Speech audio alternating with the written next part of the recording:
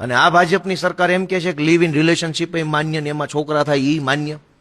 હવે તમે સમજો, સરકારે આજે 2 કલમ બનાવી કે લિવ ઇન રિલેશનશીપમાં રહેશે એ માન્ય છે, અને એમાં જે છોકરા થાય ને કલમ 385 પ્રમાણે લિવ ઇન રિલેશનશીપ એટલે એક છોકરો ને એક છોકરી અરિજીત સિંહના ગીત સાંભળ્યા અને મનમાં પ્રેમ ફૂટ્યો. કેમ કે અરિજીત સિંહના ગીત એ થોડાક રોમેન્ટિક ટાઈપના હોય છે.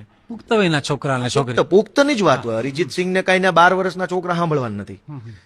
પુખ્ત વયના છોકરા છોકરી અરિજીત સિંહનું ગીત સાંભળ્યું, મનમાં પ્રેમનો અંકુર ફૂટ્યો ને એમ લાગ્યું કે આ દુનિયા નાશવંત છે ને પ્રેમ અમર છે ને હાલો ભાગો ભેરું, અને અમદાવાદ આવીને ખોલી ભાડે રાખીને લિવ ઇન રજીસ્ટ્રેશન કરાવી નાખ્યું.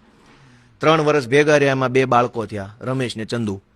પછી 4 વર્ષ પછી અરિજીત સિંહના ગીતથી ધરાઈ ગયા, ખબર પડી કે પ્રેમમાં આવું ન હોય, તેલનો ડબ્બો પણ જોઈએ, મકાન ભાડું, લાઇટ બિલ, દૂધની બાટલી, આ બધું પ્રેમમાં આવે.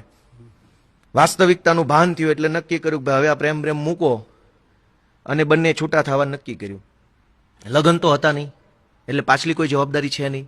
છોકરી છોકરીના ઘર, છોકરો છોકરાના ઘર, તો ઓલા રમેશ ને ચંદુ ક્યાં મૂકવાના? કમલમ